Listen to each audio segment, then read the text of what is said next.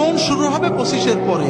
যদি 30 থেকে মৃত্যু পর্যন্ত জীবন পেতে চাও, মৃত্যু নয় জীবন, জীবন মৃত নয়, সত্যিকারের জীবন, যে জীবনে ফুর্তি থাকবে, কর্ম থাকবে, শান্তি থাকবে, এই রকম জীবন পেতে চাও, তাহলে আমার কথাটা একটু মন দিয়ে শোনো। আল্লাহ তাআলা যে নিয়মে বানিয়েছেন, প্রকৃতির সাথে যুদ্ধ করে আমরা জিততে পারবো না, আল্লাহর প্রকৃতিকে মেনে নিতে হবে। আল্লাহ তাআলা আমাদের সৃষ্টি করেছেন, প্রতিদিন 6-7 ঘন্টা তুমি ঘুমাবে, গভীর ঘুম, 1-2 ঘন্টা খেলবে, কঠিন পরিশ্রম, তোমার শরীর ঘেমে রক্ত টকবক করে বেরেনে যাবে, ফুটবল, হাডুডু, ব্যাডমিন্টন, ভলিবল, দৌড়, সাঁতার, এগুলো খেলতে হবে। এরপর 1-2 ঘন্টা আল্লাহর ইবাদত করতে হবে, আল্লাহর সালাত, সিয়াম, জিকির যতটুকু পারা যায়, তাতে তোমার আত্মা সুস্থ হবে, তোমার মন পরিশুদ্ধ হবে, তোমার আত্মা, মন, দেহ সবকিছু প্রোডাক্টিভ হয়ে যাবে।